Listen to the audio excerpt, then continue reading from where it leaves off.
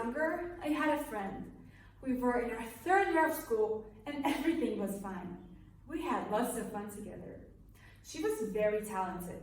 She could speak English and French fluently. She also played the guitar and participated in volleyball and karate classes.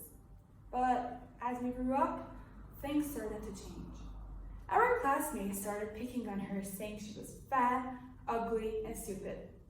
At first, these things didn't affect her, but then slowly they did. I mean, she's a human, and humans can't tolerate so much pressure on them to the end of their lives. She started to lose her self-esteem. She even stopped going to volleyball classes because people said that she wasn't skinny enough to be considered as an athlete. She started getting anxious, and it affected her well-being.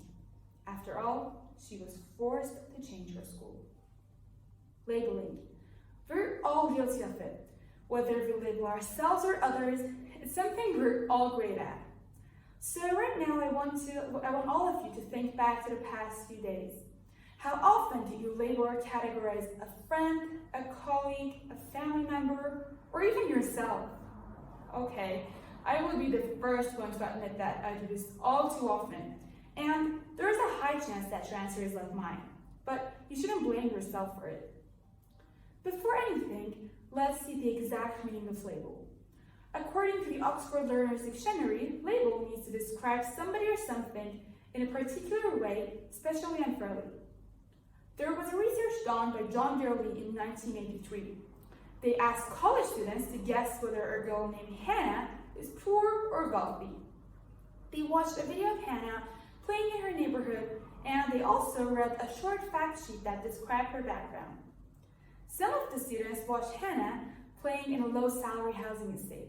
Her parents were described as high school graduates with blue-collar jobs. The remaining students watched Hannah acting similarly, but this time she was filmed in a middle-class neighborhood, and her parents were described as college professionals. See, people like to label a lot. It helps them make sense of their work. It helps them categorize situations and behaviors. However, when we label others according to their characteristics and behaviors, we limit our curiosity about them. Labels end up bringing something absolute, and they have all or nothing meaning. When a lot of people label a person in a way, the rumor keeps growing. It's hard to run away from something that is already decided. When people hear what they're labeled as, they start to act and feel like the label, and they think that they're under an obligation to prove that the label imposed on them is correct. The whole society expects them to behave like that, otherwise they will get mad or angry. But normally, when we label others, they can't fit into their new role as somebody else, and they start pretending. And in the moments that they are not pretending, the reality asserts itself. Life dynamics are changing. This change is constant and is happening every moment. But labeling often sets up an expectation of life that is so convincing that we can no longer consider things as they truly are. And then we are in a relationship with our expectations and not life itself. And also, if you believe that people and personalities cannot change, you will have a more stressful life. Actually, labeling makes us feel safe, but then it slowly destroys us. So, I wonder if you read the book You Are Special by Max Lucado. At first, it might sound so stupid and childish, but you should read between the lines to understand its purpose. It's about some Wemmicks who live in a village together. Every day, the Wemmicks walk around and give each other gold stars or gray dots. A Wemmick called Punchinello always tries to receive gold stars, but he only receives gray dots. Why? Because he isn't good enough. In that village, the standards for being good are being pretty, having smooth wood, having fine paint. And Punchinello is tired of being labeled all the time. But if you look deeper, even the Wemmicks who are labeled as good are not happy because they're constantly thinking of doing impressive things to receive gold stars, and they are not themselves at all. The story wants to show us that no matter the labels are good or bad, they are destructive.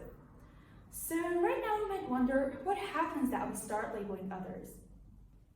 Osho, an Indian public speaker, explains, when we are born, we are without identity, and we seek for one through our parents, family, and friends.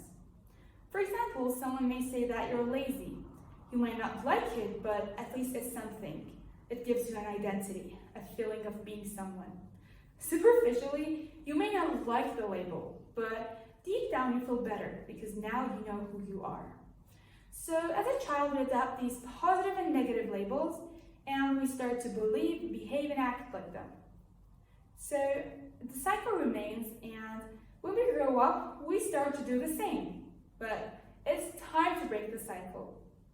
Ask yourself why you label others. Is it because your own self-esteem isn't where you would prefer it to be?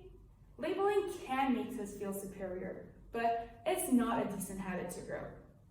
Right now, if you're wondering how you can stop yourself from labeling others, here are some easy but useful tips. So the first one is that be aware of your own fears and insecurities. Self-awareness opens our mind. It helps us to learn and know more about people rather than just labeling them.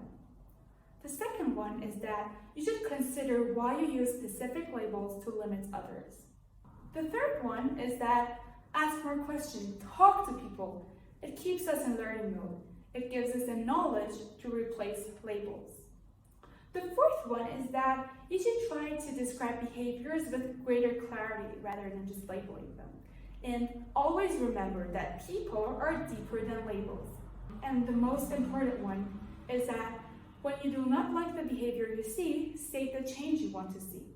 For example, if a teammate is delaying work and they're just not doing their job, instead of just labeling them as lazy, go and talk with them and ask them why.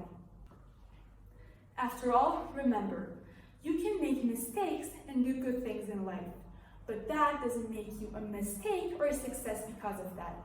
Life is far more stressful with a complex web of labels, and you will end up holding yourself and your potential back. Labeling makes us limited and avoid us from growing, but when we start to toss the labels, we can finally invest in our full potential. Thank you.